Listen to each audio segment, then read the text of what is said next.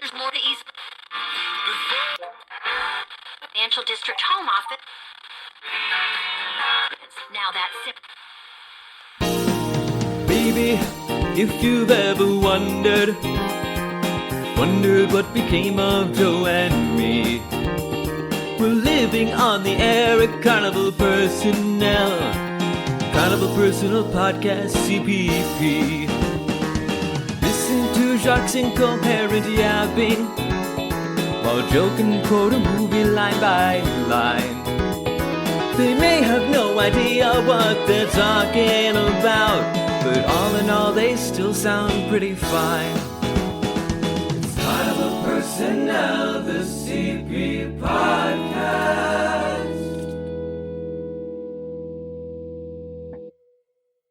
1978, I saw Steve Martin at the University of Maryland, Cold Field House, about 13,000 people. He's on stage killing 13,000 people, no Jumbotron, just him and the audience. It's a laugh tornado. It's an incredible experience. 10 years later, I'm doing stand-up comedy. I'm cast to be in a Steve Martin movie, Roxanne. The night before, he's doing a big scene where he's in a bar and he has to deal with a heckler with 20 quick responses. He asked me to come help him rewrite these jokes. An incredibly surreal experience for me. As we finished the night, he thanks me with a little quick hug. Now, I was kind of taken back because Steve Martin was not a very huggy guy. I get back to my hotel room, put my hand in my pocket to get the hotel key. There's a wad of cash there. The next day, I thank him for the cash. He's, what cash? He denied it. Funny, funny, funny. Hello, welcome to Carnival Personnel Sideshow. I'm Jacques. I'm Joe.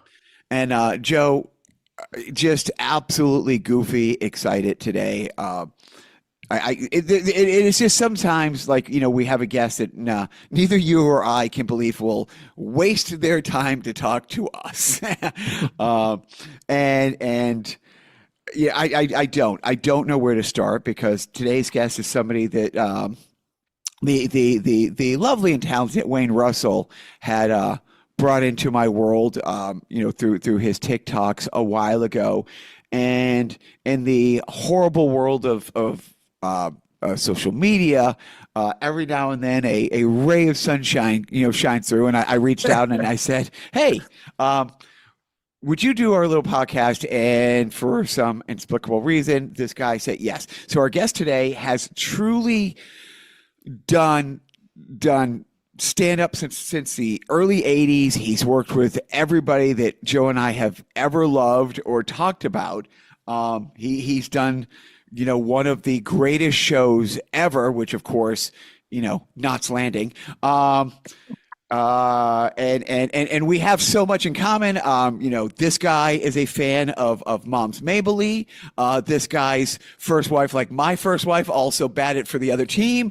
And honestly, lists as some of his favorite comedians, the great Art Carney, Lenny Bruce, Red Skelton, and of course the absolute, I think the greatest of all time, George Carlin. So with all that said, big Carnival Personnel welcome for Ritch Shydner. How are you, Rich? Thank you. I want to correct you just a little bit.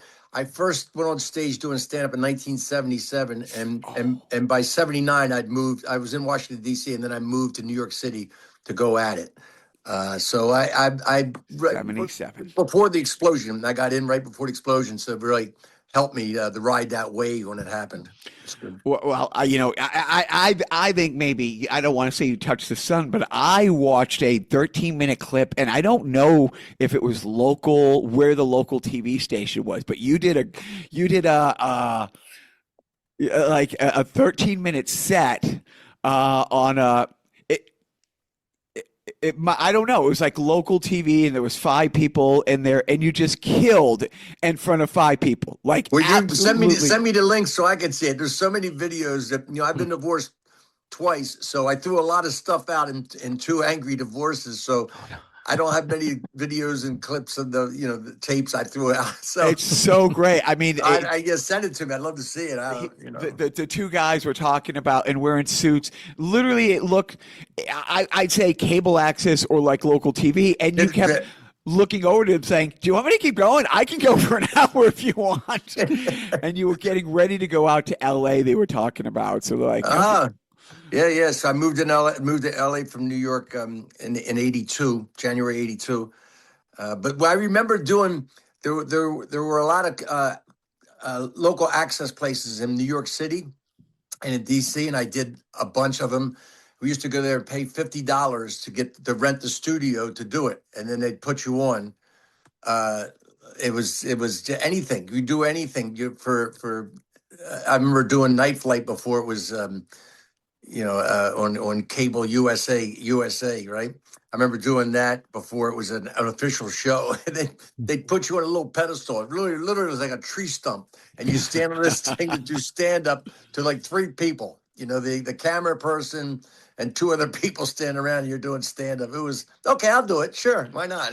So I'm not the best mathematician ever, and when when Joe and I start the podcast, I promised there would be no math. So I apologize for that, Joe. But so you were knocking on the door of 50 years in comedy. Yeah. January 1977. I was in law school in DC, and a friend of mine, Howard Vine, he thought I was funny. I thought I was funny, so we needed a third opinion. So he took me to this coffee house. And it was like, everything you could imagine. I got my first heckle where 2 guys were playing chess, and they turned and shushed me. That was my first heckle. 2 guys right down front playing chess. And my first introduction was a guy, he looked like Riff Raff from Rocky Horror Picture Show, And he goes, this next guy is going to try something funny, which is really more of a warning than an introduction. That was my first showbiz introduction. And it was everything. And I got one reaction. One guy went, huh, like that, like at one point. So you succeeded. Or whatever I did, one guy went, huh, like, nobody followed him. He just one little, but I knew instinctively that was a person who did not know me before I went on stage, because you're used to making your friends laugh and people who know you, and not knowing then that I was making the transition from making my friends laugh in the moment to making strangers laugh on demand, which is every stand-up comic's transition that they make. And I knew instinctively that was a reaction that I should cherish, and I did it again. It was enough for me to do it again. That's all I can say. Thank God for that guy. Yeah. Like if that one guy didn't chuckle, you probably would have given up on comedy. That one guy didn't give me anything. I don't know. You never know. But I remember going back to my room. I had a tape player, one of those big cassette players back then, shoebox size, right? And I remember just hitting that rewind. I was studying like the Zabruta film, I was like hitting rewind, rewind, huh, rewind, huh. And I'm like, wow, I got it. I got something. It was a bit of a laugh, and that joke became the first joke, by the way, because of the joke that I did that he kind of gave a laugh at. The performance of it was terrible. I mean, I was like memorized the thing, it was, but that became like the first joke that I could count on to get a solid laugh every time when I first started going. You're built from that one joke that works every time. Is it something you can share? Oh, yeah, sure. So I said, you can always tell who's going to win a wrestling match just by the introduction. In professional wrestling, it'll be in the far corner, in the orange trunks from Hackensack, New Jersey, 187 pounds, Ed Arnold. His opponent from parts unknown, wearing a bumper from a 1955 Buick on his head, at 487 pounds, Haystacks Calhoun. Same way with high school wrestling. In a 130-pound weight class, from Oakcrest Regional High School, 2-time New Jersey State champion, 2-time Christmas tournament champion, undefeated senior captain Bob Siraki. His opponent from Pennsville High School, former student council treasurer. And it always got a laugh, It is funny because it is one of those things where it's 90% never the crowd, but it is funny when you do a show. Recently, 3 of my best friends in comedy, like a year ago, we did a show, and it was one of those things where it was so bad. I remember, like, I was talking to my mom, and she was like, "Oh, I'm sorry to hear that." I was like, "No, we loved the fact that it was so bad, but we all had those." All right, I'm just going to throw out this old thing that never doesn't work. crickets. And you're like, okay, if that there, you know, there's one thing that I'll use that you know, because things will just port over into different things, and you're like, oh my God, you know, I you know, and I do. I have one friend who has this one thing. He goes, the day this doesn't work, I'm just giving up because it has never not worked. If it's an older crowd, a younger crowd, or whatever, but that one laugh. Now, so here's, I think this is the biggest question ever. How long after you were on TV, were you having some success? Were you having more success? Did your mother stop asking you to go back to law school? It's really it was my dad. Really, my mom would talk to me when I told them I was not going to be a lawyer and moving to New York City to do comedy. My dad, was always very, you know, he would talk and say his opinion every time. He had nothing to say. My mom just screamed, "Are you crazy?" Go, yeah, apparently you guys didn't know that. The whole family's crazy.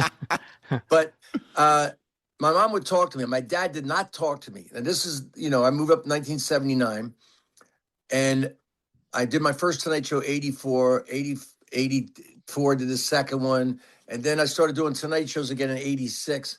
And I'm doing them regularly, and it's about 87, 88. And I'm, you know, I've done Letterman by now. I'm doing Tonight Show. I do a Tonight Show with, my dad has not talked to me, right? And I do a Tonight Show with Don Rickles as a guest. Oh. And they told me, you know, Don may go long, you may not get couch. I was doing couch by then, you know, so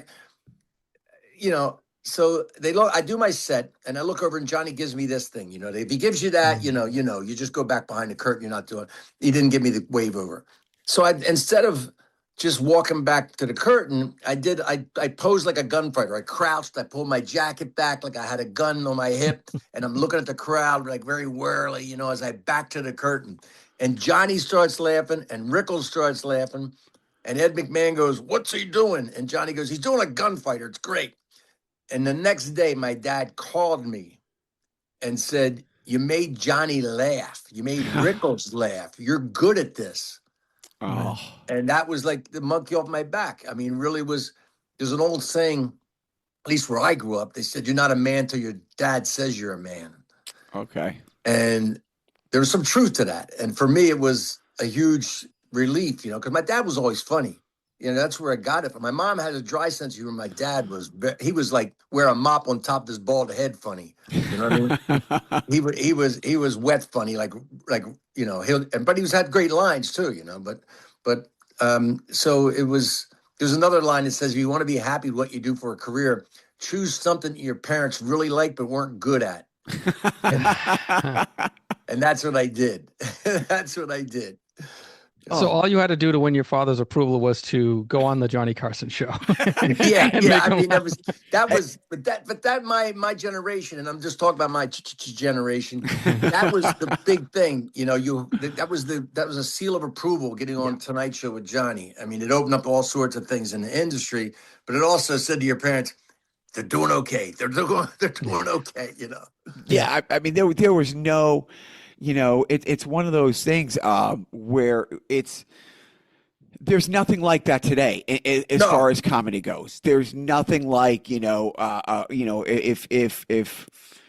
if you were on that and you were invited back, but it was one of those things where every comedian, because Joe and I if anybody's told the joke, Joe and I has done a podcast episode about it, and that's all we do. I mean, and we love old, like, you know, going way back. I mean, you know, every time I write a script, until one of them becomes a successful thing, my lead character is always named Frank Remley, who is the fictitious band leader from the radio, you know. And it's like, and every now and then when somebody's like, "Why do I know the name Frank Remley?" And if they get it, you know, or the name of our podcast, Carnival Personnel, it's a jerk reference, and when their comedian comes on, but it's like that when the comedian went on Johnny Carson and did well, that the next day they would talk about it. It's like, yeah, that was it. You know, one episode on Johnny Carson, you now had a career as a road comic, and if you came back and stuff, and where you made Rickles laugh, who is just,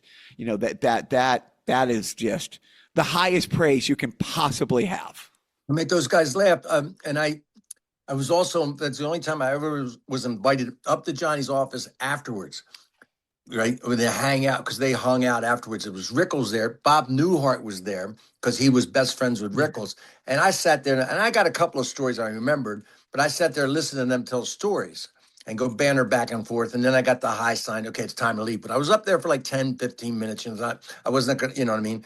And that generation that I idolized, and look, I'm grateful that I came along the time I did. You know, I had that explosion and in the 80s of clubs and where stand-up comedy became a viable career. That's what happened in the 80s.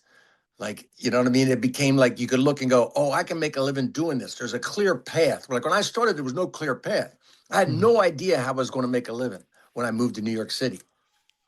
And most of the comics who started then had no idea. There was no clear path. You knew you wanted to get on. I mean, I found out quickly. I worked with Jerry Seinfeld once in Jersey, and it was a Jersey bar. And Jerry did what Jerry does. You know, he worked very clean, tight, and he did fine. He's Jerry. He did fine. But I was on after him, and I knew that, you know, it was a Jersey bar. So I set the mower low and cut some grass. I got blue. I got dirty. You know, I got down and in it with him, and I killed.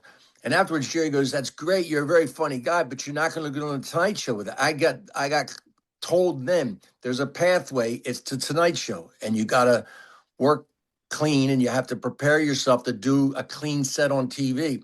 And if you have all these curse words and then you take them out, it throws the timing of your joke off. I mean, all these things I was learning. Yeah. But when I first got in there, I'm just following the laughter. That's all I was doing. I didn't know how I was going to make a living. Everything has changed and nothing has changed at the same time. That's right. That's a good point. There's so many people who are stuck in open mic purgatory because they're still trying to get on a show in the 90s. Like they're trying to win the open mic, I call it.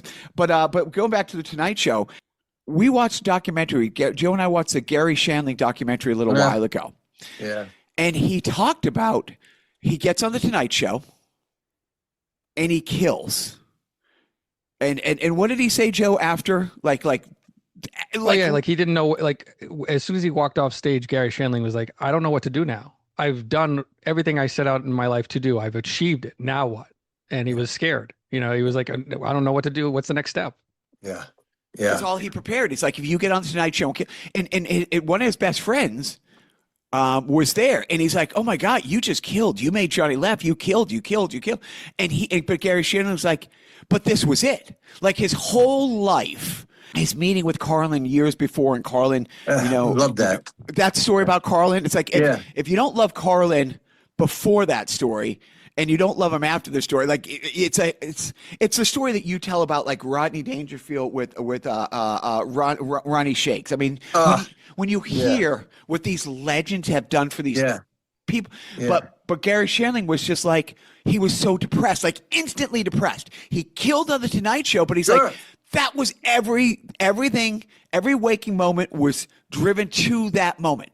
So I think Jacques' question is, when did your depression set in? It's the same thing. Look, I got depressed right after I did the first Tonight Show too. I killed, and I go, what am I going to do next? I'm just heading down the road. I had a solution at the time that Gary didn't have. I had alcohol and drugs to cure that depression in that moment, right? But Gary was not an alcoholic or drug addict, so he didn't have that option. Look, I totally get that. Gary Shandling was a creative guy. You know, you meet people. Look, anybody can learn to do stand-up comedy. You know that. If you can tell a joke, you can learn to do stand-up comedy. It's a craft. And I know stand-up comics who have been making a living at it for years who are not funny. They're not funny people. They never say anything off stage funny. They don't think funny first, but Gary Shandling was funny. He was funny. This is, so 1981 or 82, whenever Shandling did his first Tonight Show, I'm out in Pittsburgh. There was a place called Tickles, one of the first comedy clubs to open up out there.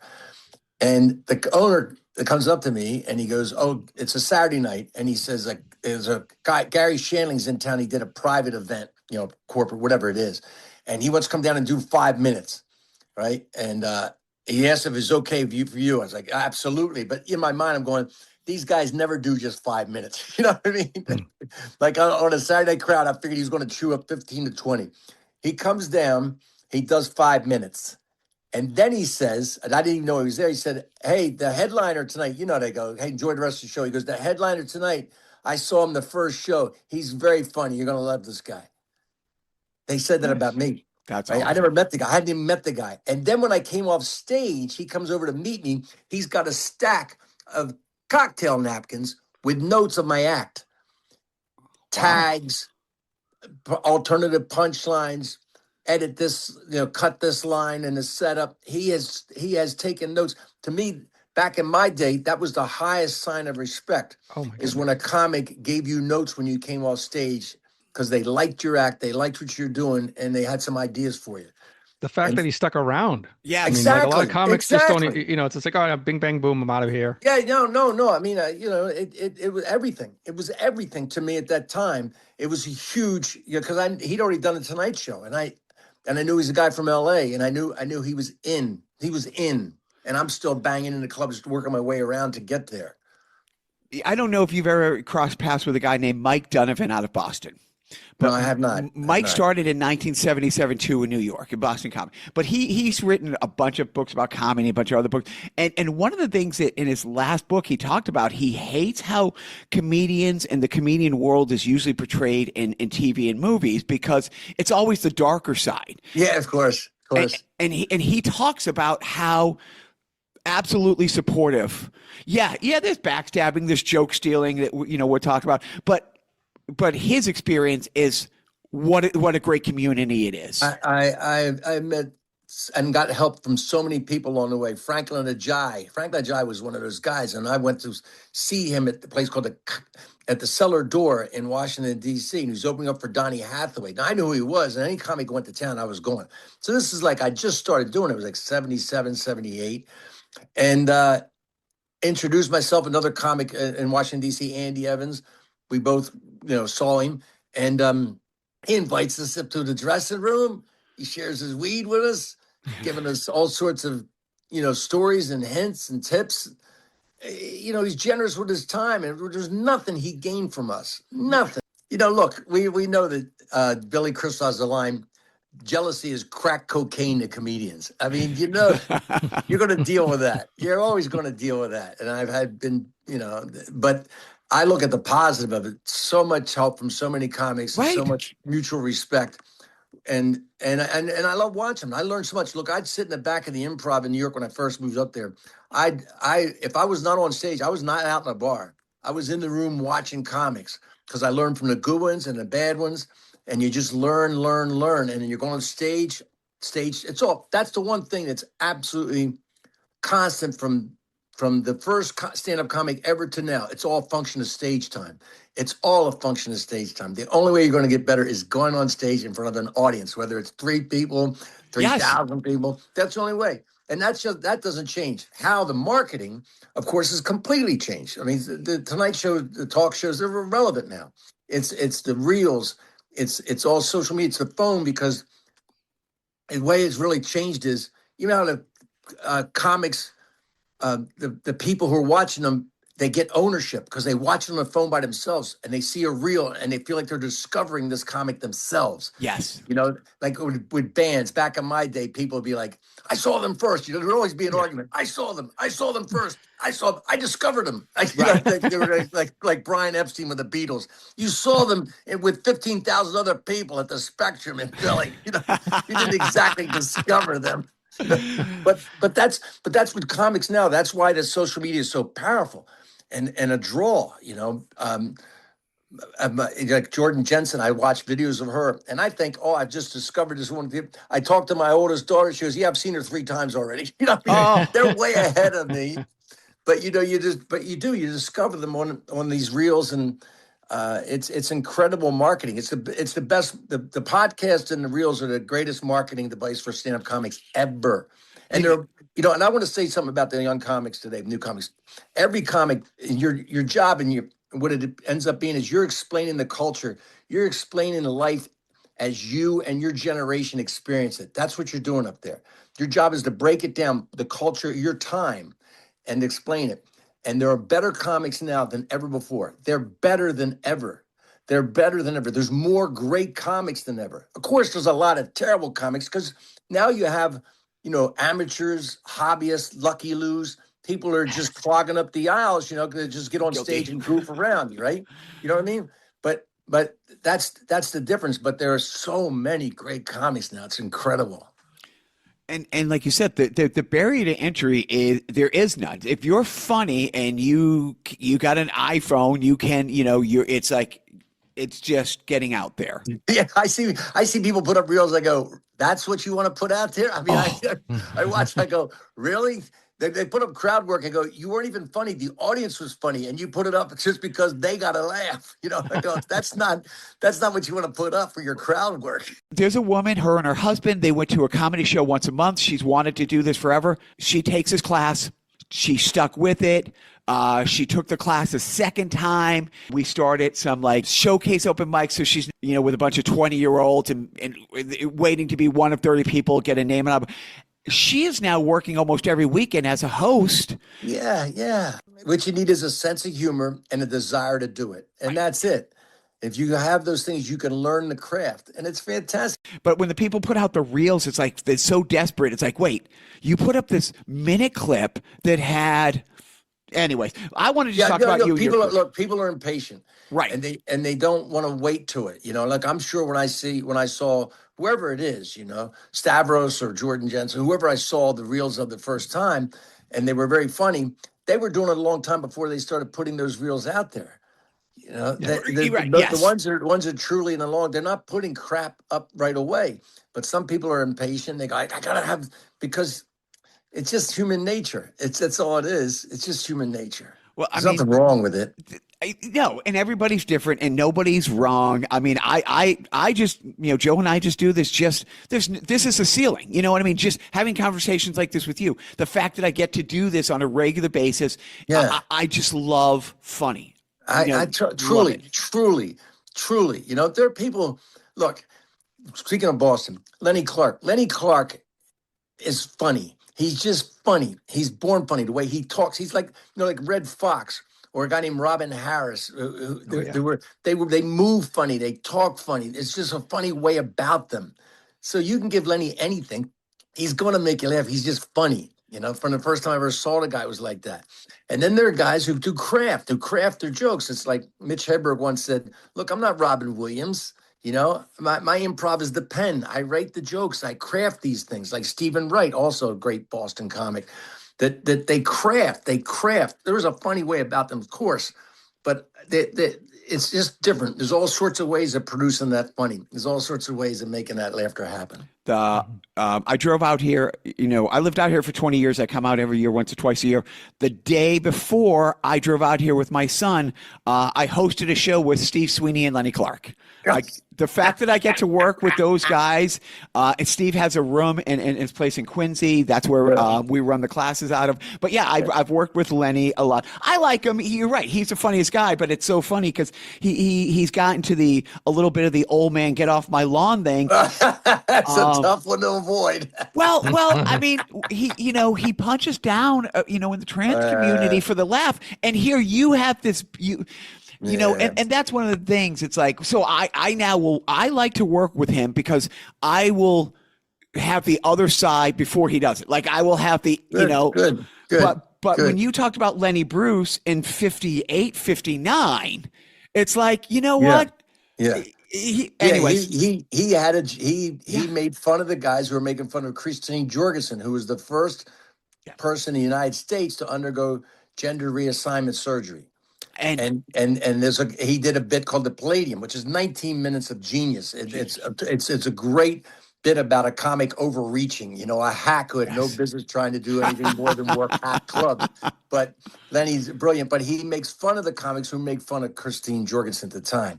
And but it goes, Lenny was far different in all sorts of areas. I'm the same as you. I do not like punching down. I do not like making fun of anything that somebody can't change, whether it's their desire to be who they truly are, or somebody who's whatever it is you can't really change. I like making fun of behavior. That's what I think is funny. It is, yes. That's absolutely it. Look, I tried. I remember trying to talk to a buddy of mine. This is a guy who played football with in high school, wrestled with, right? And this is when the whole transgender thing was happening. He had a real harsh take on it. I said, "Look, man, let me." I thought I had a brilliant idea. I go, "Listen, remember when you and I were freshmen in high school? Yeah, and they gave us the old helmets, right? We were sitting on a bench. They gave us those helmets where the ears kind of stuck out. And I know that was not me, man. I was not a crap player, man. I was not, you know what I mean? I'd run on the field. I felt embarrassed to have this helmet on. It was not me, man. It was not me. I mean, I used to dream that the guy in front of me would get hurt so I could get his helmet, right? And look like a real football player. Remember that? Well, what if that helmet was your dick? And I think I got it. And he just paused for a minute. He goes, "Rich, helmet's not a dick." And I was like, I tried. I gave it my best shot. What can I say? Why would you possibly want to transition unless you can't not? This is it. There's no upside to doing it. Nobody transitions because it's an easier path in life. Yeah. I totally get it. Look, you try. You got to try. You try. I remember trying to do this at the same time I was doing open mics around Asheville. And I said, every generation thinks they're so much smarter than the people in front of them. You mock them, you laugh at them. Remember, people used to run around this planet thinking it was flat. They used to run. People used to think that the sun revolved around the earth. Those idiots, right? Those idiots. Well, someday a generation is going to look back at us the same way. And they're going to go, remember those people just thought there were two genders? What a bunch of idiots. Right? Rich, that's by the way, Rich, I don't know if you know this, but I think about 20% of people still think the earth is flat. So, I know. But that was part of it. I said, I got through the setup. One night I did exactly that. And somebody goes, "It is flat." Somebody else did that. And I go, "Oh, look, a time traveler." So it was. I totally get it. But it was really mixed. Results. I learned that long ago. I remember I went to the first Earth Day. This is when I was first doing it. It's like 1977 or 78. One of the first Earth Days. It was in Washington on the mall in D.C. Right. And they had all these bands playing, and it was Jackson Brown and Linda Ronstadt, all these people in there, and they have chants in between the bands. The place would chant, "No nukes, no nukes," because of the whole 3 Mile Island. Everybody was scared of nuclear plants at the time, and every nukes. And at one point, this stoner next to me goes, "Hey man, when them no nukes gonna play?" Right? So I go, "That's a joke." I said, I know I can do that joke on stage, and that joke would get a laugh. And then I'm listening to the speeches that everybody's giving. They're going, "Hey, we can cure the planet, man. We can fix what's wrong." And I thought to myself, we can't fix what's wrong. We're the problem, right? The streams aren't polluted because of beavers using asbestos in their building supplies, right? The place is polluted because there's too many people. If you're truly a dedicated environmentalist, the best thing you do for the planet is kill yourself, right? Okay, I got booed. I would do that on stage. I would be killing, and I do that, the no nukes joke, and that would be great. And then I do that joke, and then literally the audience would go, "Oh," and they hated it, until literally 20 years later, I started doing it in the late 90s again, or the early 90s, whatever, right? 15 years later, whatever, and the audiences were like had gotten cynical about the whole movement, and it started getting laughs. Times change. Sometimes times change, and the joke becomes better than it was, and sometimes irrelevant. Let's actually, real quick, we've been talking a lot about your comedy, but I also want to just briefly bring up the fact that speaking of like comedy that may not have aged well, you were on as an actor the first few episodes of Married with Children. Yeah. What kind of experience was that? Because I mean, it's a new network. It's a new, completely, brand new, and it's a new show. So what was that like? When I won the role, I lost the role. I mean, I literally, you go through. I'd gone through up to network on Cheers with Woody Harrelson and a guy who became Grizzly Man. There were 3 of us were like blondes going for that role that Woody Harrelson got. And then the next thing I do is this. And there was no network or anything. Fox was going to be a new network. And, go through all the auditions. Then you go to network. They say you go to network. That means the network is going to be there. The producers are sure going to be there. They're going to make a decision between like 3 actors for this role. So as we're waiting to go in, the two producers come in, and one of the actors jumps up and hugs one of the producers, and they're best buddies. He says, the producer's right in front of me, and the other guy's going, "You're going to love LA, man. My wife's got your room made up." We're like, I go, "It's over. It's done." You know, I wasn't even going to stick around. I'm like going, I got to leave. And they go, "You're in first, Rich." So they come out, and I didn't care. I never walked into audition looser in my life. And I was making fun of the fact that there was no network yet. I was making fun of the show. I was making fun of everything. And when I left, you know, this other producer, one of the two producers, who was not friends with the guy, goes, his buddy was fighting for his friend, saying, "He's a trained actor, he's Broadway." And the network's going, "No, the funny guy. This is the role for the funny guy." Wow. And so he hated me as soon as I got the role. He hated me. He wanted to get rid of the role. So I had a great experience with Ed O'Neill. Was fantastic. I started getting good at it. I never got out of acting what I got out of stand-up comedy, which is to be totally in the moment. When I'm on stage and doing stand-up comedy, I don't regret the past. I don't fear the future. I'm totally enjoying the moment. I never got that with acting. I'd be acting going, "When's my line? When's my line? When's he's getting close? Why's my hand moving? Where's my hand going?" I never was really great at acting, but I had fun doing that. Ed O'Neill was everything you would think he was. He was supportive. He helped me. I was getting better at it all the time. He was just a fantastic guy. I love that guy. I can't say enough good about him. He's a real dude. And all the young dudes, he's a real dude. Yeah. But you also should mention that. I just want to mention that your role was Luke Ventura. Luke Ventura, right? Yes, and you were basically like his coworker at the shoe store. Yeah, and it was a great concept. I was a single guy who got lots of women, and he was kind of like the Larry from Three's sex. Company kind of role. Yeah. So that was my role, and it was great. And I did have access to a lot of beautiful young women on the show. So for those 7 episodes or whatever I did, it was fun. That's all I'll say. It's fun. And now... Hey, Rocky, watch me pull a rabbit out of my hat. Again? Nothing up my sleeve. Presto! Wrong hat. I take a 7.5. Now here's something we hope you'll really like. Here it is, Homer the big boy. Well, I can't believe you live in a building where all your neighbors are stewardesses. I used to live in a building with a lot of married people.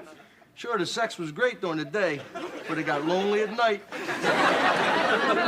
Take a load off, sit down. No TV? It's in the bedroom with the cameras.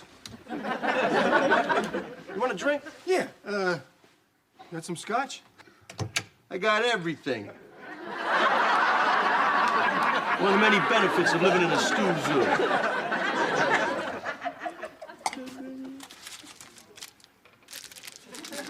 You want a deck of cards or a barf bag or something?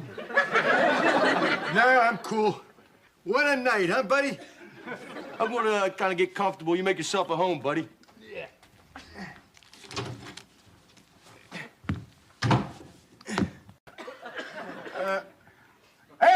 Al Bundy, that's right. Jerry's! We brought you this. Our mother taught us never to go anyplace empty-handed. Or without a dime for a phone call. Oh, we didn't bring anything for you. Would you like our dime? Aren't they sweet, Al? Al Bundy, that's right. And now back to your regularly scheduled program. Coincidentally, I was just out of the blue rewatching those episodes a couple of weeks ago. So I saw your part. I was like, "Who's this guy? I don't remember." Yeah, I don't remember Luke. I And know. then, like in a flash, it was like, "Oh, I guess Luke's gone." Okay. I've gone, and then they just started pick up people and use other people, and it was a great experience for me to do it. And it helped me get, after that, I had 5 network deals in a row for my own show that didn't come to fruition. But those development deals where they go, "Here's $100,000 for the year. Yeah. Right. And you can go out and make all you want and stand up, and we're going to develop a show for you." You're like, "Thank you. See you in a while. Let me know when you got something." It's fantastic. I have, because of my ADHD, I have to write on the wall what I'm going to do. Like here's my to-do list. Like, I print it out. And so it's in front of me on that wall and behind me. And something that's been on the wall behind me for the last year and a half, there's no reason to do it. It's never going to happen. I just like doing things because I love writing and stuff. I've been wanting for how many years now, Joe, to reboot the Titus show. Like the Christopher Titus show. Like, yeah. And Joe and I have watched that entire series again just recently. Yes. But I see that you wrote an episode of Titus. I came up, the one that was, I was one to stay at the first year. Christopher was a great guy, very funny, interesting story of that show when I was there for the year. But I came up with my dad, and I learned to swim by my dad throwing me into Salem Creek. with him and his brother were there. We were out fishing, and they decided that it was time for me to learn to swim. And I made it back to the boat, I think. I somehow made it back. Obviously, I'm sitting here talking to you. But we used that in an episode of Titus. It kind of fit with Titus and his dad. And it's a great story. He's raw. He's honest. Christopher. The problem was, it was on Fox, and it was not getting the ratings, and he was battling with a network all the time. And this is one of the things you learn. I remember him coming back and he said, I won that battle. And I thought, but you're not getting Roseanne ratings. You can't battle on like an 800-pound gorilla unless you have the ratings to back you up. And eventually he lost the war. They canceled the show. But it's, you have to wait until you got those ratings like Tim Allen or Seinfeld or if you want to battle the network, you got to have that kind of muscle. Ratings were everything. He has a whole, and this is going back many years, he has one of his whole hour specials, and I think he has like 10. Like, he has like 8 or 9 or 10 hour special. But what happened with Titus is Titus was doing okay, but in 4 years there was like 3 network presidents, and every time a new president came in. Yeah, that's tough too. That's tough. And his whole stand-up was talking about, I think it was like the number one show on Fox at the time, which the number one show on Fox meant it was. Yeah. It was. People forget Married with Children was nothing the first 2 years until that woman started complaining about them, saying they're a very dirty show, it's a filthy show, and people are like, what channel is that? Right. Like, she made the show because she complained about it. The newspapers picked up this story. The moral majority kind of person. I forget what her group was. Right. Parents Against a Good Time, whatever it was. And the Married with Children guy, I will never forget. The article said there will never be a very special episode of. Like, they were committed. They were. Their statement was, we're the anti-Cosby show. Cosby was the number one TV show at the time, and they go, we're the anti. And that was before Seinfeld became sort of the anti hug and lesson. No hugging, no learning. No hugging, no learning. Right, right. Okay, so let's get back into to your channel. So your channel is all over the board with just the best stories. And again, Joe and I, like, when we started listening to podcasts, I mean, Joe got me, like, we lived for the Gilbert Gottfried podcast. Absolutely lived. Gilbert. Well, the thing is, like, the first few years of the podcast, he wasn't getting the big stars to the mainstream. It was character actors. It was nightclub comics who did, bled into TV. It was a lot of the writers and comics. And those are the stories. So when you go down the list and you have, different stories, of course, the Lenny Bruce and but you have, like I said, I've already said her name once, but when you talk about, like, a Maz Mabley, who it is beyond a crime against comedy that lost to time, like these absolute pioneers that when you talk about those, I'm like, thank gosh that somebody is out there. She was what my dad saw her at a place called the Latin Casino in Cherry Hill, New Jersey. Said it was, and he saw everybody back then. He saw Newhart, Rickles, Alan King. My dad saw everybody back in that generation. He said she was the funniest person he ever saw, and her name was Loretta Aiken. She's actually from this area of Western North Carolina that lived, a place called Brevard, North Carolina, not far from where I live. Loretta Aiken. So she left town when she was like 13 to join the circus because her only option then was to get pregnant and have babies, and she'd already been abused. And so she had to get out of town. She could join the circus, eventually worked herself into doing, she had this genius idea of doing an old woman character when she was a young woman, because instinctively she knew that an old woman back then, and we're talking about the 1940s, right? An old woman back then could say things that a young woman couldn't say and get away with it. And eventually, of course, she grew into being that old woman, doing an old woman, but and making fun of men, old men especially. But she was, probably it was her, Jean Carroll, who started in World War II as a female stand-up, and Minnie Pearl, the country western My stand-up. dad loved They her. all started around a little after World War II. I'd say Jean Carroll's probably a little ahead, but Moms Mabley was doing sketch work and then went off and started doing stand-up by herself, the same as Minnie Pearl did. Those were women who were doing stand-up when nobody was letting them do it. They wouldn't let women do it in any real sense. They wouldn't let them do it until these women. I was, there's one of the things I like about LA is it's great when I come out here because they have these workout rooms. They're not an open mic at a bar. They're not that. They're just a small little room with like 10, 15 seats, and on the hour they book they're booked things. You pay $5 to do, and one of the ones that I really like has 10 of these great old photos. But when I walked in that place and there's Mom Mabley, one of the, right up there with, I'm like, so the guy who owns this place gets it. And I was listening to her again on the drive out, and routinely I just listened, and Joe and I listen to old comics. Her stuff, not dated. She could do that today because it's all still that relationship stuff. It's all the men-women stuff. That stuff, those behavior things, right? Those jokes. I have joke books from the 19th century. I have joke books from the 1830s, right? Those you go through there and you'll find male, female stuff, which is that the guy at home is henpecked by the wife, loses every argument, all the same sort of stuff you still hear today from husbands, right? I mean, you're right. Male-female relations, they've changed. A lot of things have changed, how we get together, dating and all, but a lot of stuff resonates as true today from 100, 200 years ago. There's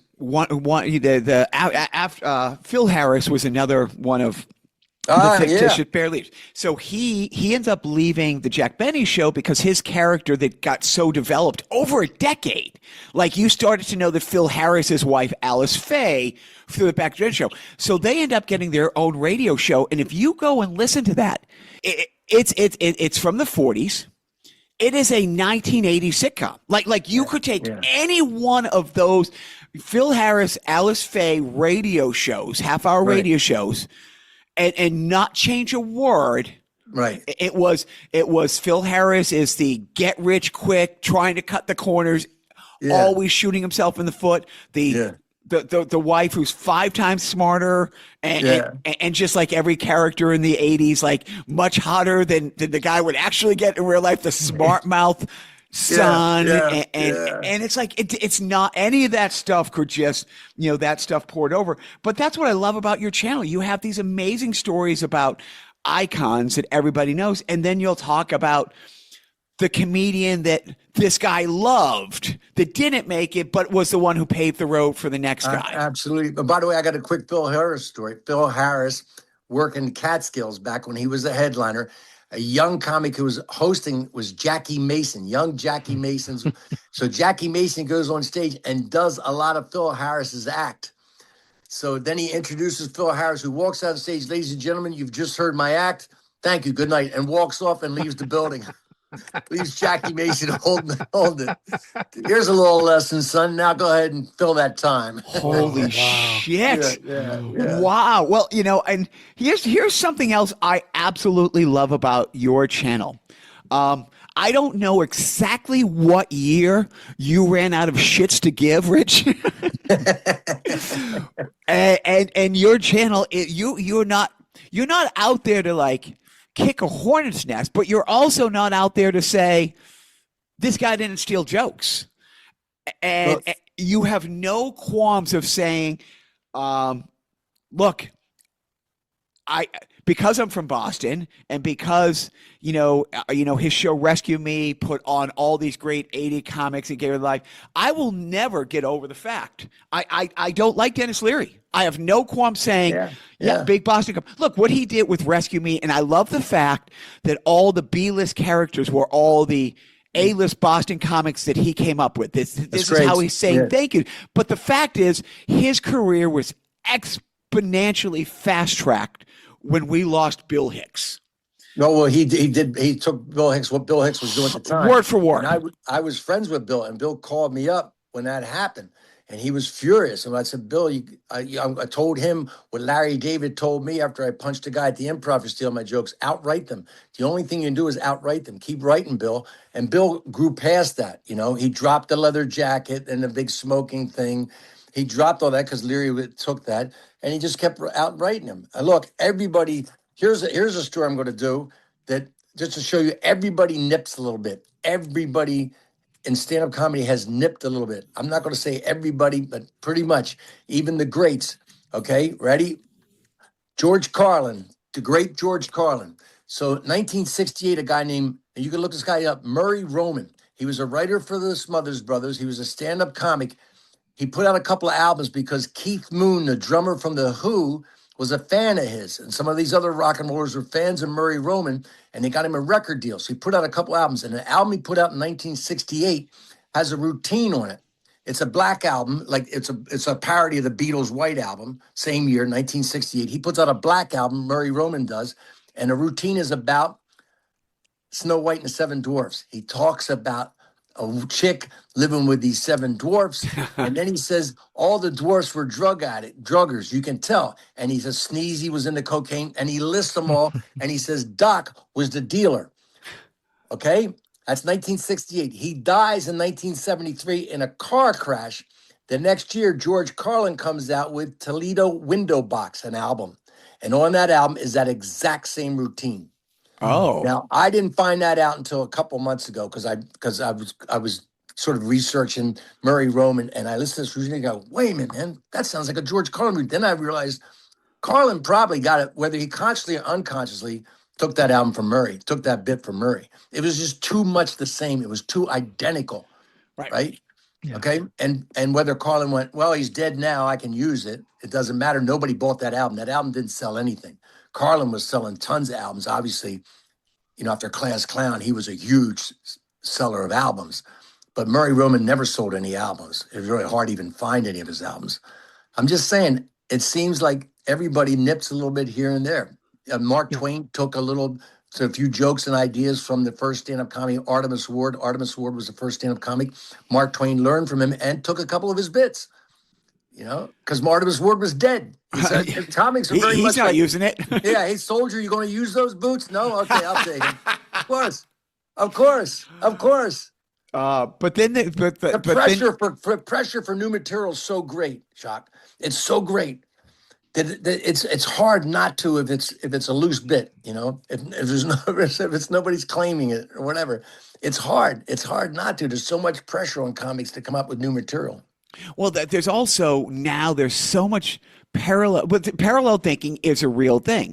And it's funny if like somebody, when somebody stole a bit and it might be parallel thinking, but now wherever, it's one of the debates, with comics who aren't, really big yet, who want to get on social media. It's like, do I put my material out there and burn through it? Which I'm always like, just go write more material. You know what I mean? You have to write more material. But it's also, if you put it out there, well, you can either say like, yes, this is mine, and you can now date it saying, hey, I posted that like 3 years ago. But at the same time, you find out that you have this hot new take on something that somebody else on the other side of the country or a British comedian is kind of doing the same thing, and you've never seen or heard each other. No, there's parallel thought. The only way I know somebody stole something from me is if I work with them. This is back in the day for me. And I did my material, and they didn't say to me, hey, I got a bit like that. And then they have the bit. Right. Okay. All right. You know what I mean? That's why if I was working with somebody and they had a bit and mine was close to it, I'd say, hey, look, I got a bit kind of like, I'm just letting you know. so that if we see each other again, I'm not doing my bit now because you just did yours ahead of me on the show. But I do have a bit kind of like that, and here's what it is. But that's all. I mean, you can't tell. There is absolutely parallel thought, and there's only so many angles to a bit, really, generally speaking. If there's a hot subject like Lorena Bobbitt, when Lorena Bobbitt cut off her husband's dick, right? There were a million jokes about it, and they were all basically the same things. Reattach it, and now it's a lawn sprinkler. You know, that's all these jokes that came out. You know, that were basically the same, and because all these comics were working in the same trough, man, they were all in the same place. But then there's your story where you were offered I believe I think you said you were making like $2,500 or $3,500 a week, you know, working clubs, and you got a whopping $500 offer from Andrew Dice Clay's manager to take your set. Yeah, that was hilarious. But then he went and took somebody else's, and Andrew Dice Clay flat out said, "Yeah, well, I have to make it. I'm taking whatever I want." There's a guy who's a good performer, no question about it. He's a really good performer. Can't write a joke, never could. And so, you know, he had to steal. He stole. Otto and George did the rhymes. That's what I mean. After his manager offered me $500 for my act, and I said no. Then I see Andrew doing the rhymes. I go, he must have paid Otto and George. Then I found out later he didn't pay him. He just stole them. You know, so that's it. And again, your stories, you know, what's one of my favorite stories? Because well, Joe and I, you know, we worship at the altar of Steve Martin, you know, as a comic, you know, and his pathway. And again, when you talk about not rushing it, when you talk about like he was a performer at Disneyland doing like, you know, magic in his early teens, you know, and then he's writing for the Smothers Brothers show. And when he went out on the road, he was the opening act for Nitty Gritty Dirt Band and these other bands. And then he had to make a decision going, I'm not going to ever get anywhere opening up for the people. I have to go out for myself. And he is a guy who, developing his character, one of the first things I remember reading an interview with him, and I think it was in Playboy many years ago, saying that he decided early on he was never going to give in to the fact that he was bombing.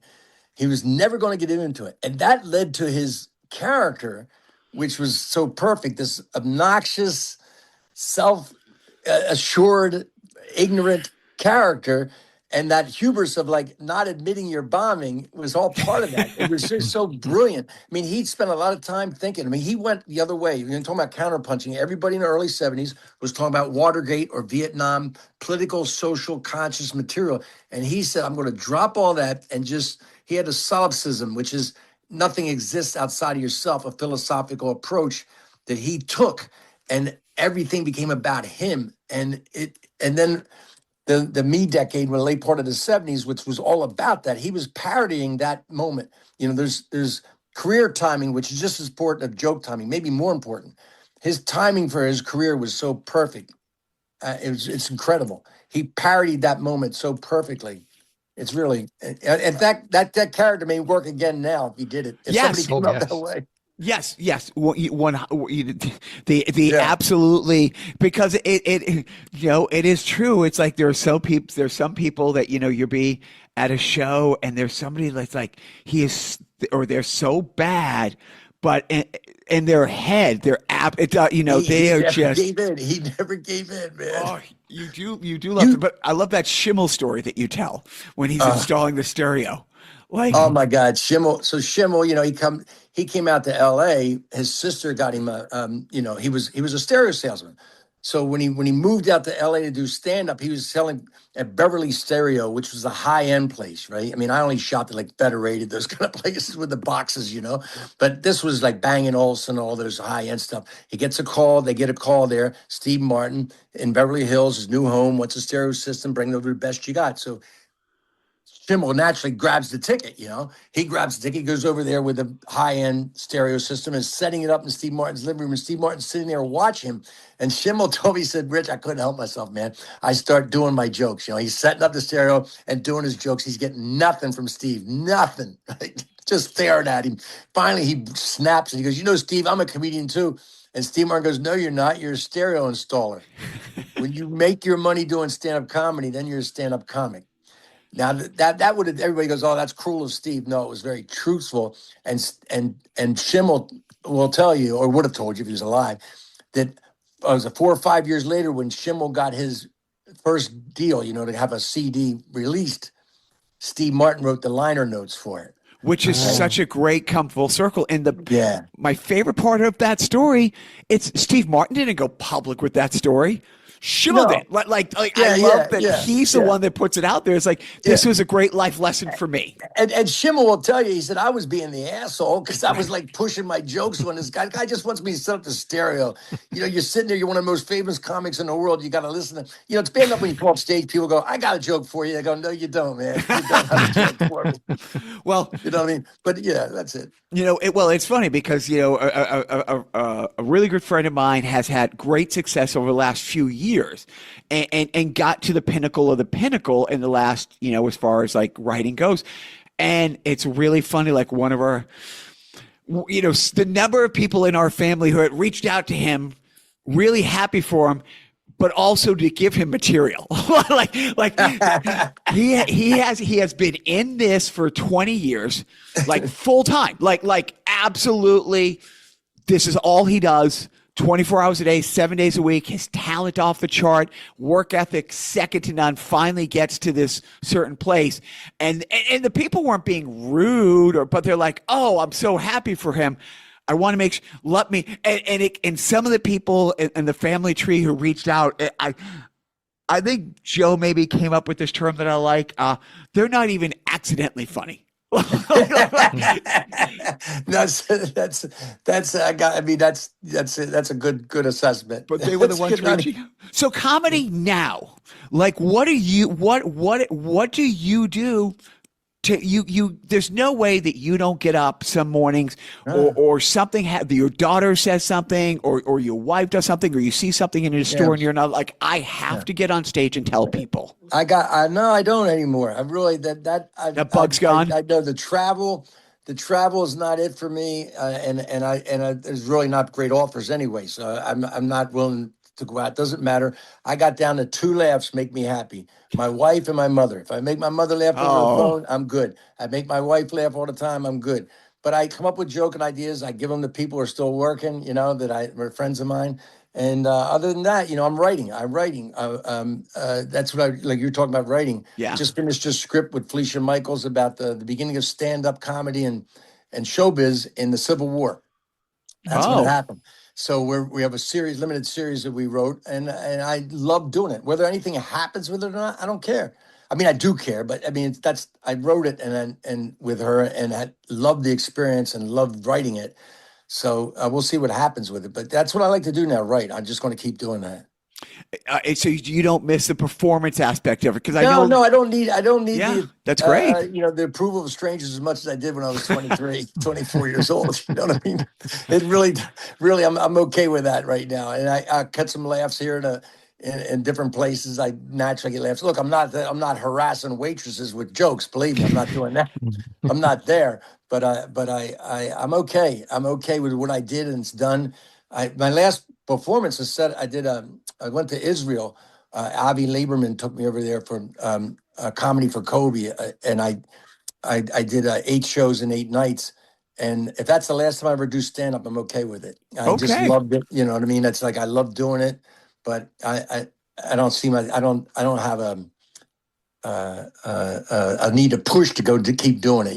Because that means going to cruise ships. That's where people who can't draw, which is me. In my generation, they're on cruise ships because that's what you do, right? No, I'm friends with 3 guys. Yeah, of course. That's what they do. And it's not worth it to me. The money's not worth it. The being away, I'm not going to die out there on a cruise ship, really? All alone on a cruise ship? I would have spent time with my wife, my dog. I don't care. I've done all that. But I mean, think of all the killer norovirus material you could cull from being on a. But I was on a ship when that broke out one time, and we had to stop.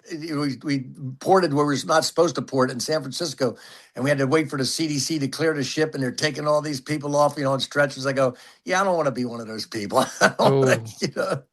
And when you talk about the travel, it is one of my friends who that's what they do. He makes a very good living. No. The travel is grinding.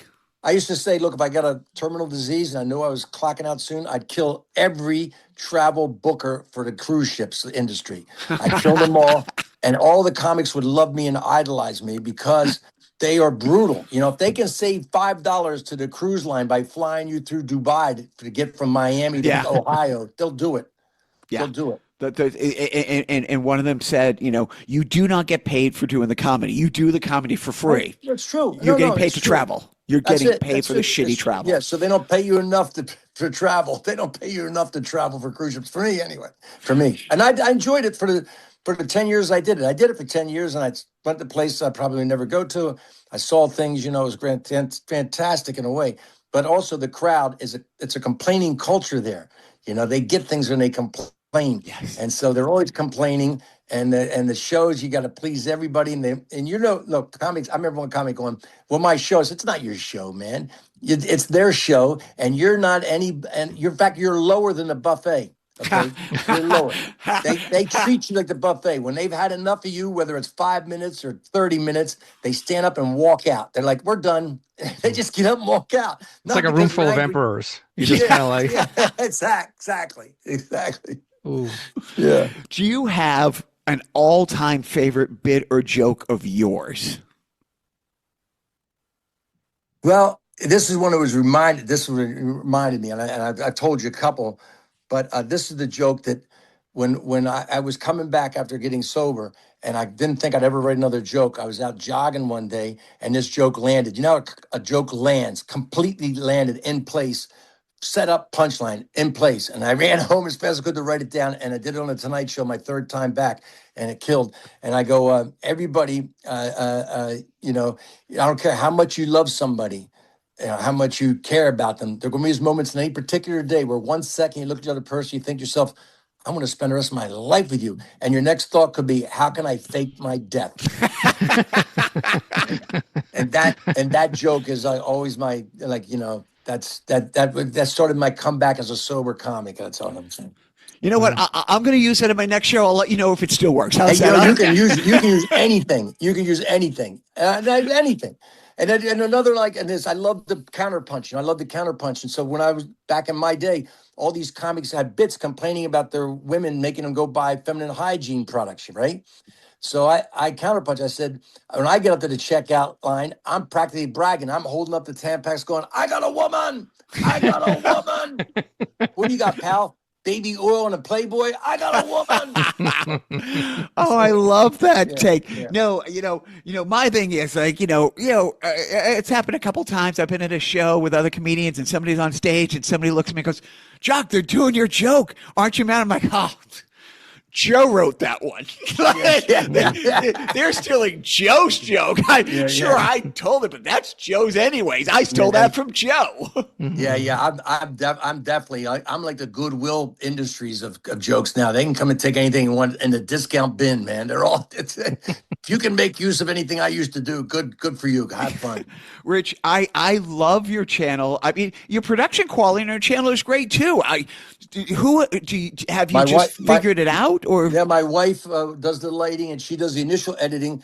Then I set them to Bill Kozak, and is one person that I send it to. And oh my God, I'm blanking. I can tell Helen Wildy. Helen Wildy is the other person, and these two people do the final editing, put the pictures in, tighten it up, work it up. But really, the sound is just a little microphone and we have fun doing it. My wife and I love doing it. We have fun. It's just, and I feel like I can entertain people without leaving my house. Nothing better for me than that. No, I'm absolutely so glad that my friend, Wayne Russell had given me the heads up. I'm so glad that you jumped on, but I do. Your channel is just, because like I said, Joe and I love everything about comedy, how jokes are written. The stories behind the scenes, and I don't know if there's somebody that we love that you haven't worked with. Yeah. I mean, I was lucky. Like I said, I was in a time and I ended up working with a lot of people and I didn't make too many enemies. So I feel very happy about the whole thing. Joe, you got any last things before we let him get onto his beautiful Saturday in North Carolina? We briefly mentioned that we listened to the Gilbert Gottfried podcast. Did you ever work with Gilbert? Oh, I worked with Gilbert a bunch of times. I'll tell you a quick story. Once we were coming back, there's a place out in Brooklyn called Pips. It was in Sheepshead Bay, and it was a gig where you get 4 shows. You got $75, but back in 1980, that was a lot of money, and it was one of the gigs. And Gilbert was so cheap, the cheapest guy you'd ever met in your life. And I never heard about this. Wow, she's really. Oh my God! Right, of course. So you take the D train out to Brooklyn in the early to get there, right? 7, 8 o'clock, no problem, right? But nobody wanted to take the D train back from Brooklyn at 2 a.m. It was dangerous, noted dangerous, right? And most comics would split a cab. We go, okay, out of that $75 back then, whatever it costs is $10, $15. We split the cab to go back. So I go to Gilbert, let's split a cab. He goes, no. I'm taking the subway. And we both lived right near each other on the Lower East Side. So I go, okay, Gilbert, here we go. We're riding the train back. Now we're on the train. Him and I are the only 2 people on the car. Gilbert back then he had these props he carried with him, like a big tray where he do like the Mickey Mouse ears, these orange trays, right? Yeah. And a pole and a bag he carried in him. And we're sitting next to each other. And then all of a sudden you hear a bunch of noise and you see these young teens coming towards us in another car. They're banging stuff, hitting things, yelling. And Gilbert moves across from me. All of a sudden, doesn't say a word, just moves to the other side of the subway car and starts babbling, making noises and stuff. And these kids got into our car and they see Gilbert and they kind of, he's crazy, right? And they kind of walking around, they see me and I'm wide-eyed. I'm scared to death, right? And they just leave through the car. And I go, Gilbert, man. He knew that if they don't mess with a crazy person. So Gilbert acted. I found this out later. I go, what the hell do you do there? He goes, yeah, crazy, man. Yeah, crazy. They don't mess with you. I go, well, thanks for giving me the heads up, Gilbert. Thanks for the heads up. I just was lucky that I looked so scared. They probably thought I was catatonic. But this guy here is catatonic, and the other guy's crazy. They're coming out of the mental institution. It's a good thing that he didn't say, like, that guy over there has $200 in his wallet. Oh. No. I mean, look, Gilbert. It is this one. What year it was? Whatever year it was that Comedy Central did a Jeff Foxworthy roast. This is really quick. This shows you he's always been cheap. I don't see Gilbert the whole time I'm there. You see all these other people. I'm writing for the thing and other comics. They have a party down in the Lower East Side. They have a party in the Village, after party, and there's a line of people. We're all standing in line to get food. There's a buffet style get food. Gilbert walks in. It's in the winter, so he comes in with his long coat on. He sees me and jumps the line, right? He sees me, and he comes and starts talking to me. He's just doing it to get in line. And then we get up, and he takes the napkins that they have there, cloth napkins. He's filling them with chicken wings. He fills these chicken wings, and he puts them in his pockets, his inner pockets, his outer pockets. He fills 4 pockets with chicken wings, says, I'll see you later, and walks out. Leaves. He came there strictly to get food and leave for free. That tracks. Never saw him before. Never saw him the rest of the week. Rich, amazing. Again, this was beyond great. Thank you so much. I'm going to let Joe say the final goodbye. Joe, what do we got? I just want to ask, so everybody, Ritch Shydner, check out his stuff online. Where can people find you online? YouTube channel you talked about, Ritch Shydner. Also, I'm on TikTok, Ritch Shydner. I'm on Instagram, and I'm on Facebook. I put these videos. I'm going to start putting these videos out again Monday. A lot of videos, all about the, mostly post-World War II stand-up comedy.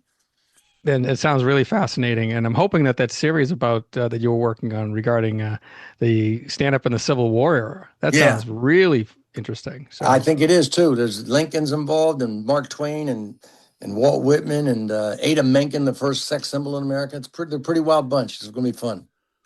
Well, we'll look out for that as well. So, again, everybody, Ritch Shydner, a legend, in our eyes at least. But thank you. But thanks for coming on. And thanks. Jacques, I gotta ask you, please don't forget. Wish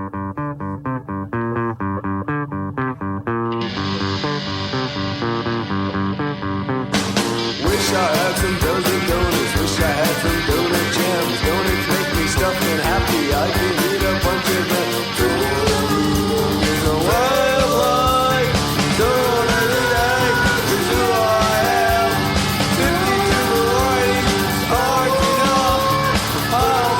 Broccoli, curry,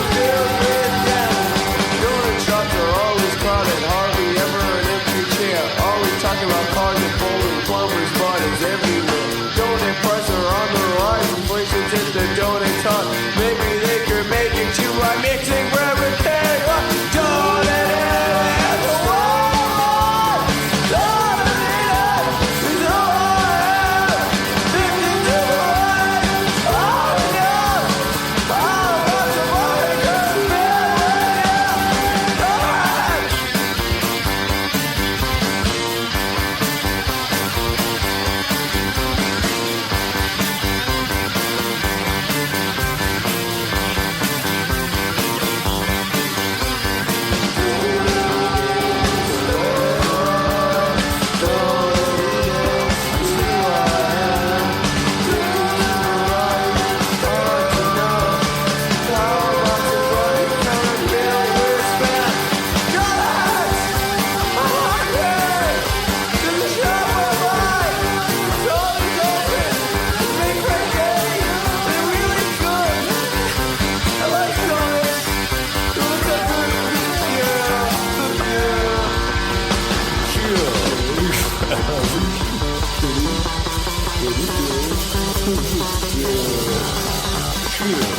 Peppers.